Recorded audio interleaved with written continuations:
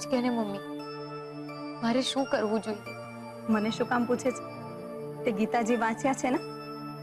ગીતાજીમાં શું લખ્યું છે તને યાદ છે? તે તારા પપ્પાને શું કહ્યું હતું કે સ્થિત પ્રજ્ઞ બનો, પરિસ્થિતિને ત્રીજી વ્યક્તિ તરીકે જુઓ, અને જ્યારે આપણને એવું લાગે કે આપણી ભૂલ છે તો માફી માંગવા માટે તૈયાર રહો, અને જ્યારે એવું લાગે કે ના મારી ભૂલ નથી તો સામે મોરચે લડવા તૈયાર થઈ જાઓ. પણ હા, હવે પાછી ગીતાજી વાંચવા ના બેસી જતી. ડોક્ટરે શું કહ્યું છે? કમ્પ્લીટ આરામ. તો ચલો ચલો ચલો, હવે કમ્પ્લીટ આરામ. તો હવે આંખો બંધ, મગજ બંધ, અને વિચારવાનું તો સાવ બંધ.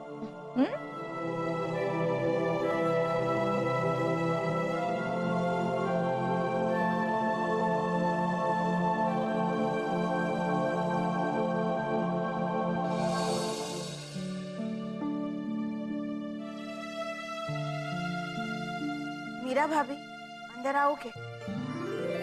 અરે સરોજ, તું આવ ને. આવ આવ, તારે કઈ પૂછવાનું હોય આવ ને, બેસ.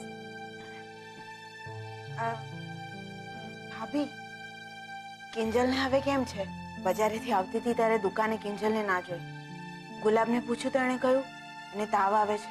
તાવ તો બસ કહેવાનું છે, બાકી આ બધું વિશ્વાસઘાત થયાનું દુઃખ છે. હું સમજી શકું છું ભાભી, જ્યારે આપણે કોઈને પોતાના માન્યા હોય અને એ જ આપણી સાથે દગો કરે, જુઠ્ઠું બોલે, ત્યારે દુઃખ તો થાય જ.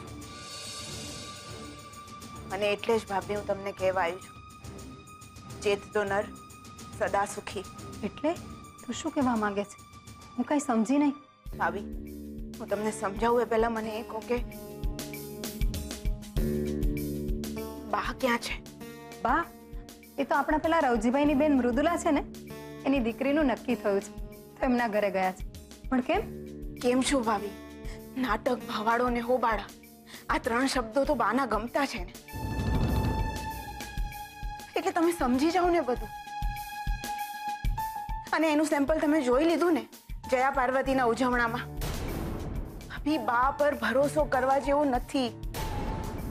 અને એમનો અહીંયા તમારા ઘરે આવીને રહેવાનો આશય પણ કંઈક જુદો જ છે. શું? અરે વાહ,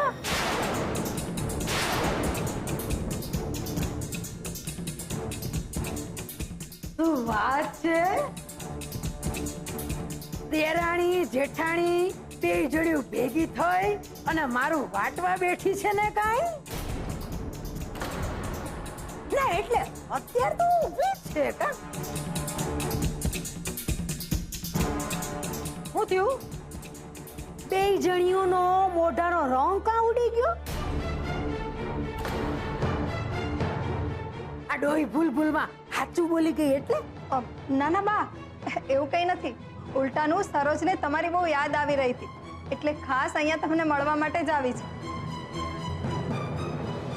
ઓ વારી જાઓ મારા તો ઉગડી ગયા લે.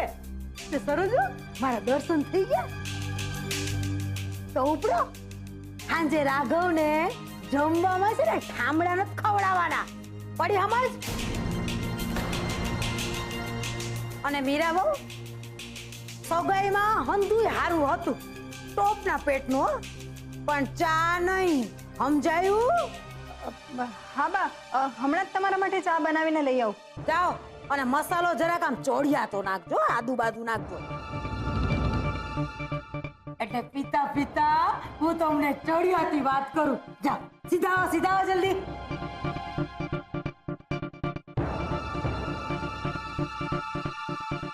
અને તું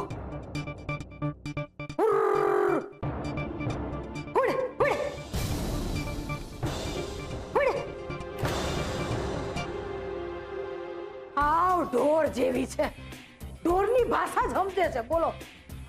અરે રે ભવાની, તું નો હોત તો આ બધાનું હું થાત. મારા વગર આ દુનિયા કેમની હાલત ભાઈ સાહેબ? થાકી હું તો ક્યાં મારે ધ્યાન દેવું.